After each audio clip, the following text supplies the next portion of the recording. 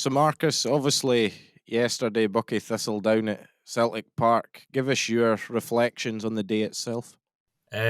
Just absolutely unbelievable. I think the whole day, the way that Celtic treated us was just top class. I think the hospitality, the stadium, it's stuff that we're not used to. And to get go and play at a park like that, and the stadium was full. I think the attendance was a wee bit lower than what it suggested in the game, but it was just unbelievable. The going to the supporters to clap them at the end was just incredible, to be honest. I think Abdi sort of realised the magnitude of the game, to be honest, because it was just amazing seeing Abdi up in that crowd. I think there was 3,000 doing, and just overwhelming. You mentioned the supporters there, and obviously, as you say, a great turnout. And did you have quite a few? You're obviously a local lad. Do you have quite a few friends and family down as well?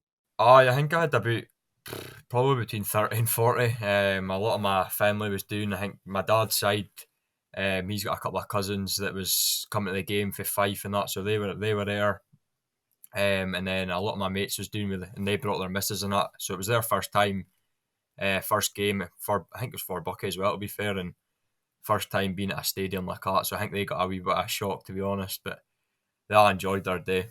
And that is what it's all kind of game like that. That's what it's all about, really, is it? Can folk like that turning out and enjoying themselves, and it's a bit of a one off, really.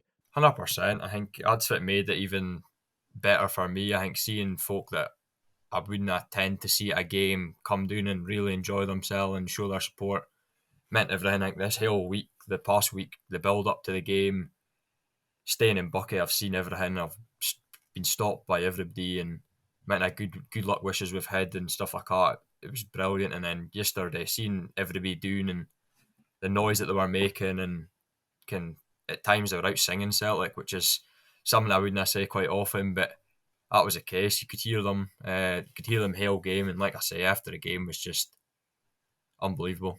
In terms of that, and obviously being from Buckie, you touched on it a wee bit there, but how was the build up, and was it almost, you're on about being stopped? Is that almost a wee bit what it's like being a celebrity if people are stopping you in the street in Buckie?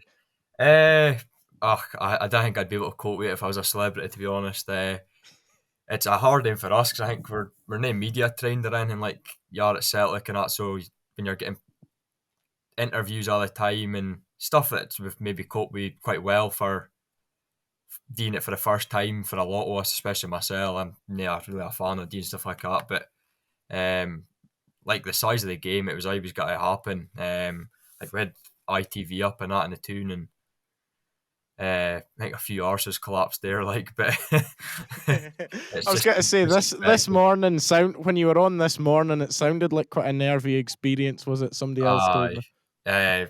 The producer and that saying that there's got to be like millions around the nation and that watching it wasn't the best thing to hear 20 seconds before you're away to speak. But no, it's good. Like it's all been brilliant. It's a good experience to hear, I suppose. Well, as you say, with that, it's been sort of terrific publicity for Buckie as a club and as a town, hasn't it? Oh, brilliant. It's the whole week. I think I've referred to it. It's like an old cup style like fever about it. Like I've never seen anything up like this up here. But when you watch back like old videos, it's kind of the same feeling a wee bit that I got. And the community like rallied round. The tune's been absolutely brilliant. I think everybody, whether a football fan or not, that they knew how big a game was and how important it was for the tune and players, staff, supporters. So they just got right behind it, and yesterday was just another showing of that, really. And it's not exactly a secret that you're a Celtic supporter. So when you come on in the second half, what did that mean to you? Can't even put the words, to be honest. I heard a roar when I went on, and then I didn't actually realise how far up a throw-in was for Celtic up the park. So I positioned myself a wee bit wrong because I thought it was a wee bit deeper, and then I had to go and mark Matt O'Reilly. So I was looking up a wee bit. I was like, oh no. But a couple of seconds in, I tried to like refocus myself and tried to take it in, but the game kind of flew in, to be honest. Like, I kept on looking up at a board. I came on at the 61st minute, I think. Looked up 70th minute, then it was 85th within, which felt like seconds, to be totally honest. So it flew in, but it was just unbelievable. A great day for my family and my pals. That's the thing, to play against, obviously, you mentioned O'Reilly, but play against players like that, and even just to be on the park at, obviously, stadium of the club that you support and things like that. So it's kind of dream come true stuff, really, isn't it, Mark? 100%. I never thought that I would play at Celtic Park. Something that you always hope that's got to be the case, but I've always been realistic with my goals and fit by. I knew you can your ability, and I never really thought I'm going to play at Celtic Park, especially for the tune that I play for represent. So that made it even better. Obviously the Aberdeen Inverness lads, it's good for them to play at Celtic Park, but just meant that wee bit of mayor for me, in my opinion, that I'm from Buckie and seeing everybody, because I can 80-90% of the folk in that stand yesterday, so it was just unbelievable to look up and see that faces like. And in terms of on the pitch as well, how would you sort of sum up the performance and the result on the day? Do you sort of feel overall all he could leave with a lot of credit? 100%, definitely. We're like I say, we're realistic. You go into that games and it's every odd is stacked against you. It's a fact. But you go there and it's how many teams go to Celtic Park and get 6, 7, 8, 9? Happens every season at one point. So for us to walk away with a 5-0, maybe it looks like 5-0 on paper, but so respectable. And to be honest, a couple of goals is preventable. I think Spider said that in his interview after.